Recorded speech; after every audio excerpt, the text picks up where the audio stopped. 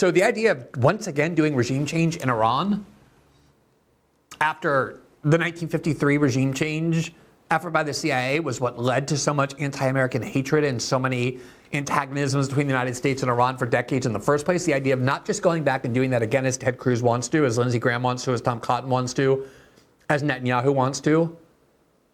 They actually want to reinstall the Shah of Iran. They want to install the Shah of Iran's idiot son, who basically has made himself into a loyalist to Israel and the United States, knowing that's how his father kept power as well. He has no connection to Iran. He hasn't lived there for decades. He's been educated in the West. He's been enriched by the West. There's pictures of him in a yarmulke at the Western Wall in Israel, constantly making defenses of Israel in the United States. That's who ultimately the Ted Cruzes and Lindsey Grahams and Netanyahus of the world want to reinstall as the leader of this very important country, very important in terms of oil resources, geopolitics, its proximity to the Persian Gulf, the Strait of Hormuz, all sorts of vital geopolitical and economic resources that currently Iran controls, but that the United States wants to control through Israel. So it's a massively consequential and an extremely risky proposal, to put that very mildly, to advocate, as Ted Cruz is, another regime change war after all the ones we fought in Afghanistan and Iraq and Syria and Libya and Vietnam have all been utterly disastrous on every level, not just for the countries where we fought them, but especially for the United States and American citizens as well. And so Tucker Carlson went to this interview with the intention of really getting questions about Ted Cruz's view about why it's in America's interest to go and fight for Iran, or whether we're really fighting for Israel. But he also wanted to understand how much Ted Cruz knew and knows about this country whose government he wants to change, this country that he wants to bomb, have the United States start a new war with, and change their government. Like, you would think you would at least know a pretty good amount about a country if you feel competent to say, we're going to go in and we're going to change that government and good things are going to happen. You should know like a pretty good amount about that country. Like who lives there, what the composition of the people are, what their views are, what the factions are, how many people live there, what the size of, very basic things that you probably would learn from a geography class in 10th grade or like a freshman class on Middle East history in college. You would think a United States Senator proposing a major war, especially a regime change war, would know that. So Tucker Carlson wanted to see how much Ted Cruz understood. What was his understanding about this country, Iran, a very complex country with a very long and rich history, talking about the Persian Empire, how much he actually knows about Iran and how that knowledge integrates into his desire to go have the U.S. fight a regime change war. And here was the outcome of Tucker Carlson seeking that understanding. How many people live in Iran, by the way? I don't know the population. At all? No, I don't know the population. You don't know the population of the country you seek to topple? How many people live in Iran? 92 million. Okay.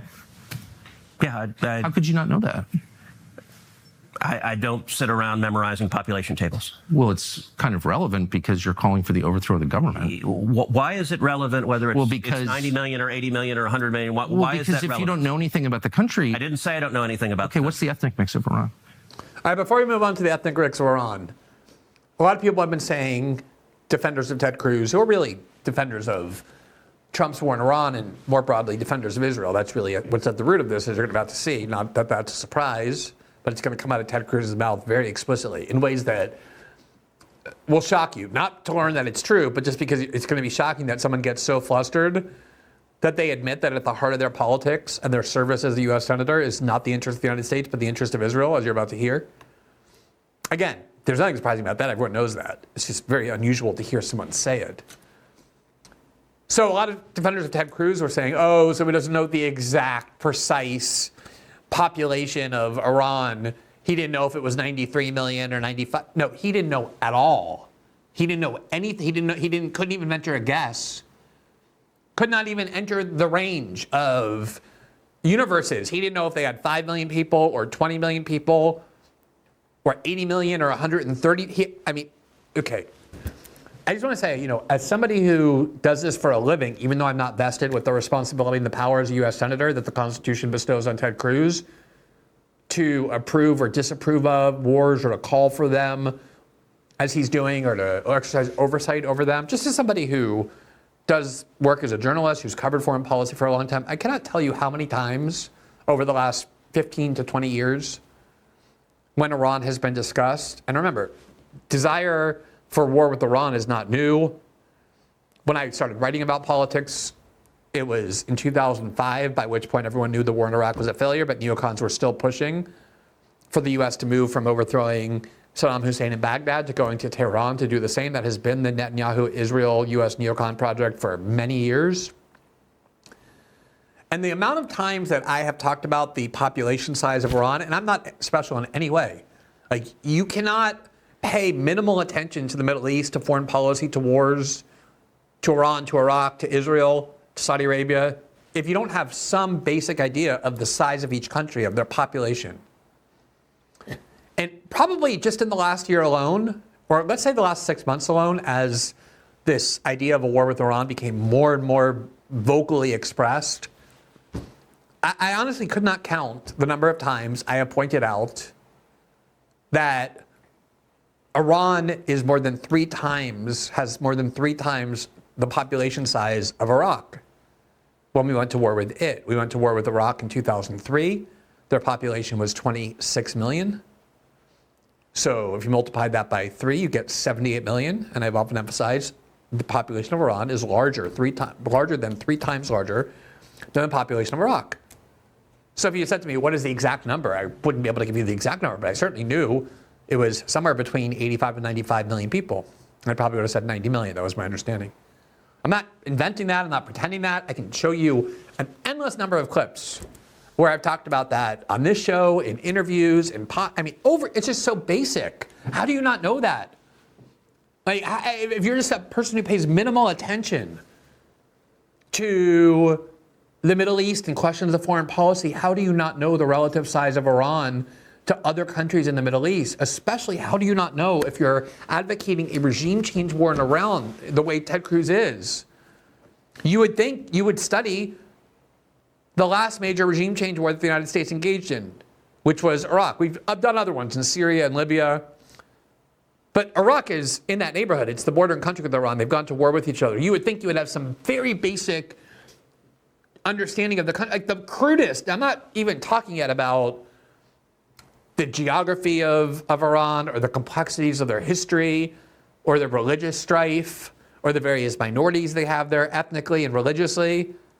Obviously, I'm talking about the population size, not to the number, just the general size relative to other. He has no idea. Ted Cruz has no, if he did, he would have ventured a guess. And had he said, 75 million or 80 million, nobody would have cared. Tucker would have said, yeah, no, it's 90. And okay, you had a general idea. If he said 100 million, he had no idea, none.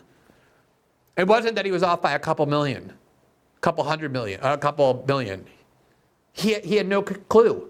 And yet, this is one of the leading senators who goes on Meet the Press and Face the Nation and Fox News every night and is presented as the expert because he's supposed to be an expert.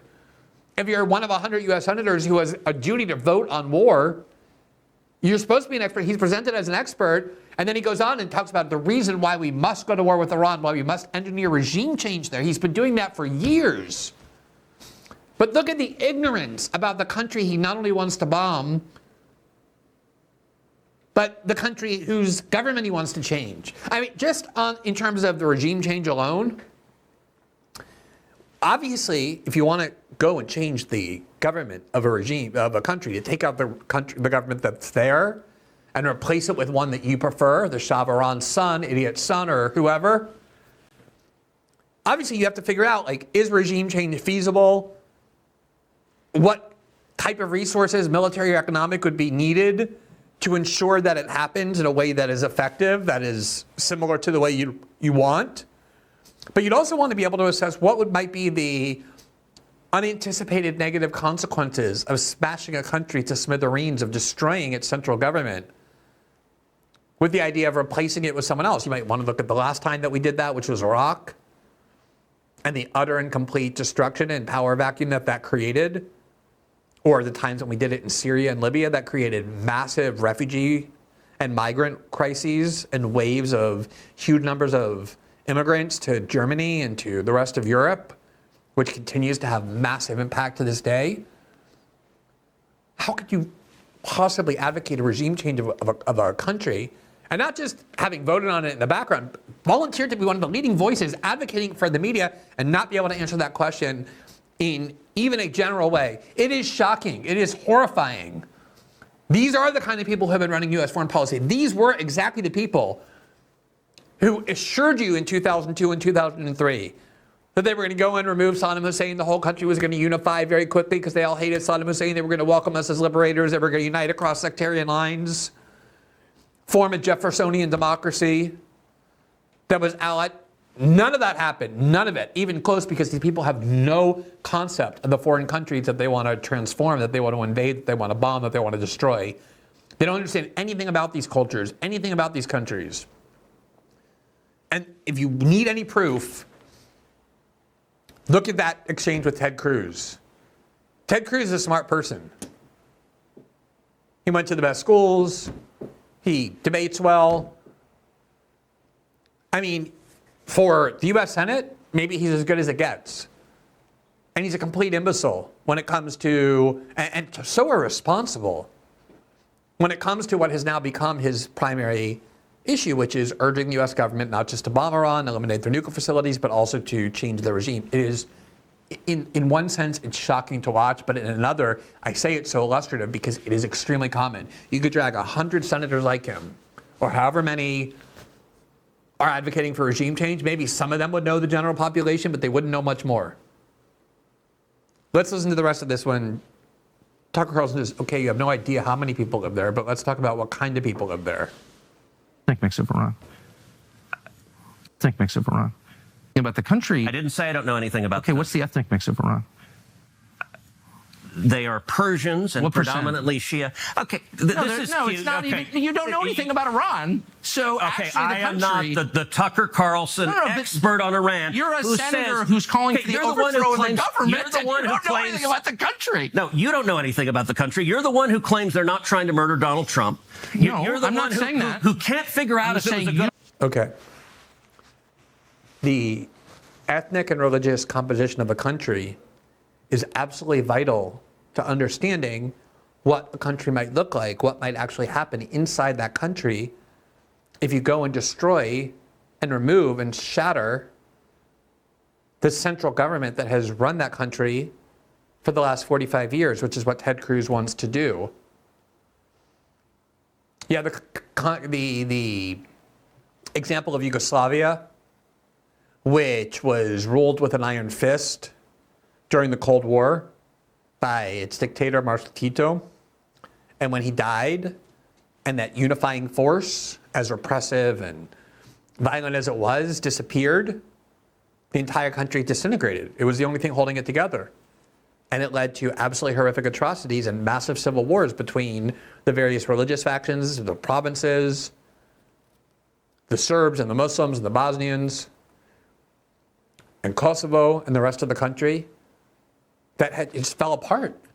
And it led to years of war that the United States ended up being involved in very heavily and directly by bombing Belgrade with its defensive alliance, NATO. I don't know what they thought they were defending. Yugoslavia was no threat to Europe. But that's a whole propagandistic narrative for another day. But obviously you would want to understand what would happen, what would likely happen to a country if you destroyed the government that has been running it for 45 years. Would it unify? Is there an overwhelming religious faction or ethnic faction? Does that cross lines? What percentage of each group composes that country? This is not, very esoteric stuff. I mean, if you were Destiny, the YouTuber, you would at least, before an interview like this, go read a Wikipedia page and then pretend to be an expert, and you would have the answers. That's how simple and primitive these questions are. You could actually have the level of knowledge that someone like Destiny has by reading a Wikipedia page. He doesn't even have that, Ted Cruz. He's like, yeah, they're Persian, they're Shia.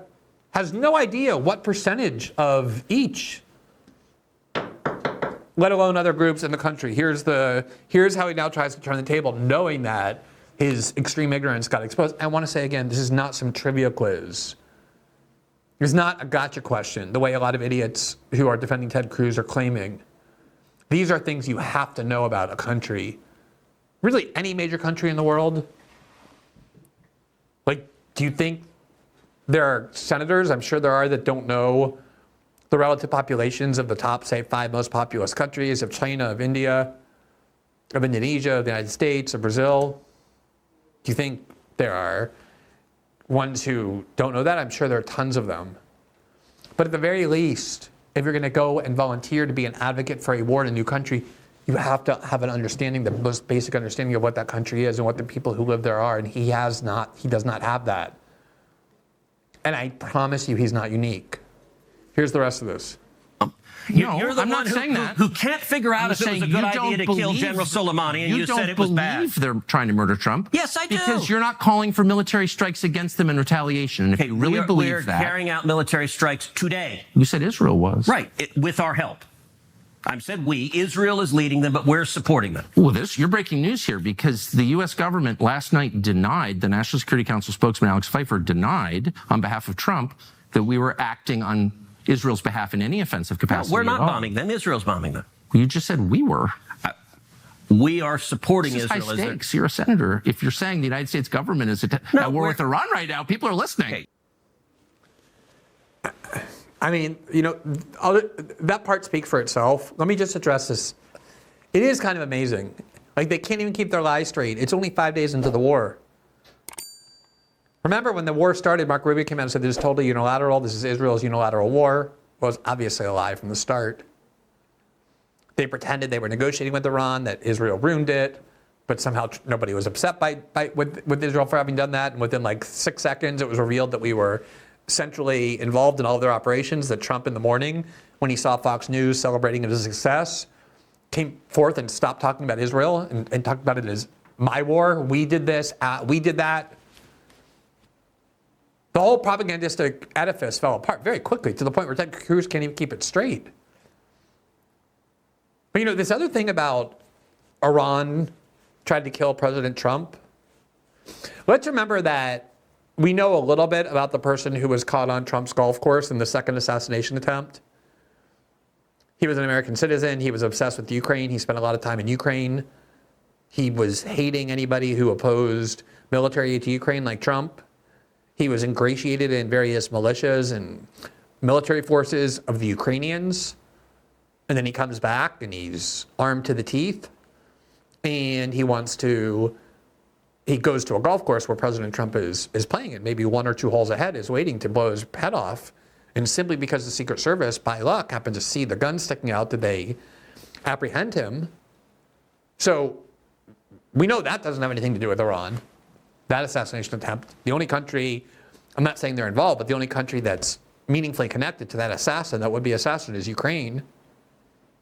And we know shockingly little, basically nothing, about the person who actually did fire shots and came like a millimeter ahead from entering Trump's brain had he not turned his head at the last second.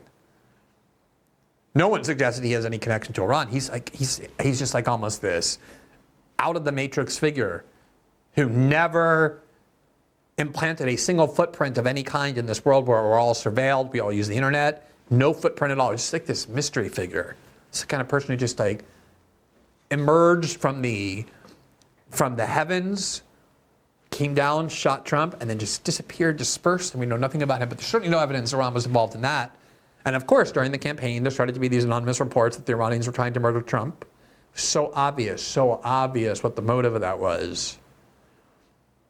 I mean, if you want Trump to go to a war with a country, what is the thing that you do? You tell him that they're trying to kill him. There was a prosecutorial indictment presented, which of course people want to presume is true now.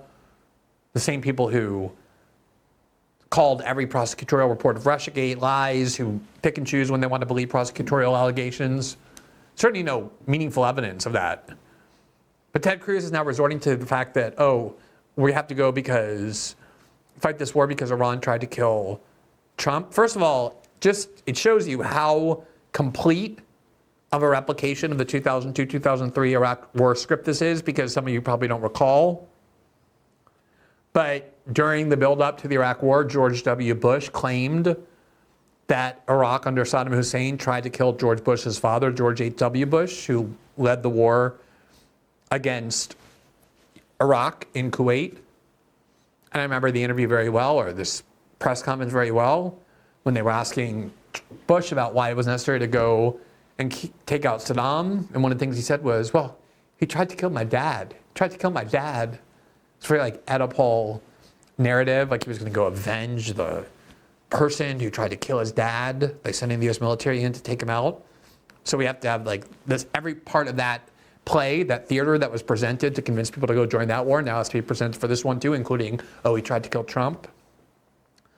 But as Tucker said, like, if we really believe that there was a genuine, meaningful effort on the part of the Iranian government to assassinate Donald Trump, presumably they would have gotten into office and immediately said, we're going to bomb Iran. We're going to bomb their leadership. And we wouldn't have had to rely on this whole pretext about their nuclear program and negotiating with them. Why would, if that's the reason, if that's what is part of what is the motive, why did we have to wait for Israel to go bomb Iran under the pretext that we weren't involved and they were doing it because of the nuclear facilities after a failed negotiation? We could have just said on January 21st, look, we're going to go bomb Iran because they tried to murder President Trump. That was an act of war against our country. They didn't say that. They waited until the war happened. They're like, hey, by the way, if you're not convinced yet that we should go to war with Iran, here's another reason to believe it. They tried to kill Trump. That's what Tucker was saying. Well, if that were true, it obviously isn't, because if it were, you would not be waiting until all this happened to throw that in as a pretext. All right, so that was just one clip. An amazing clip. Not amazing in the sense that it's shocking, and amazing in the sense of how clearly laid out it was, because I don't remember any journalists in the last 25 years, broadcast journalists, asking a senator who wants to go and invade a country or change the government of a country or bomb that country or overthrow their leaders or whatever, and it happens all the time, hey, by the way, just tell me a few things you know about the country. How big is it? I wonder if Ted Cruz could even place Iran on a map. There's always been this sort of saying that Americans learn where countries are on a map whenever their government decides and announces that they're going to go bomb that country or go to war with that country. And then we're all like, oh, what's this country? Where? When you see on the map, where is it? Oh, Ukraine? Wow, okay, I see where Ukraine is. I doubt, honestly, whether Ted Cruz could place Iran on a map after hearing all that. That's some of the most alarming stuff I've heard. These are the decision makers. These are the people in Trump's ear. They have no idea what they're talking about. None. Zero. I have a question for you. What if I told you that there was a healthy aging product out there that could help your loved ones, your parents, your friends reverse aging at the cellular level, resulting in improved long-term health and wellness, right? That's why I'm so excited to share with you guys C15 from Fatty 15, the first emerging essential fatty acid to be discovered in more than 90 years. It's an incredible scientific breakthrough to support our long-term health and wellness, and you guessed it, healthy aging. Based on over 100 studies, we now know that C15 strengthens our cells and is a key healthy aging nutrient, which helps to slow biological aging at the cellular level. In fact, when our cells don't have enough C15, that's when they become fragile and age faster. To help combat that and further support healthy aging, a team of doctors working in collaboration with the U.S. Navy spent over a decade to develop the pure, optimized, and bioavailable C15 ingredient in Fatty 15. Best of all, Fatty 15 comes in a gorgeous reusable glass bamboo jar. A lot of these come in crappy little containers. Not this. Fatty 15 comes in a gorgeous, beautiful, stunning, reusable glass bamboo jar, and the refills are shipped right to your door. You don't have to go anywhere to pick them up. It's not like left some distant place. It goes right to your door. Fatty 15 is on a mission to optimize your C15 levels to help you support your long-term health and wellness. Especially as you age, you can get additional 15% off their 90-day subscription starter kit by going to fatty15.com/Greenwald and using code Greenwald at checkout. That's fatty15.com/Greenwald, code Greenwald for 15% off. Thanks for watching this clip from System Update, our live show that airs every Monday through Friday at 7 p.m. Eastern exclusively on Rumble. You can catch the full nightly shows live or view the backlog of episodes for free on our Rumble page. You can also find full episodes the morning after they air across all major podcasting platforms, including Spotify and Apple. All the information you need is linked below. We hope to see you there.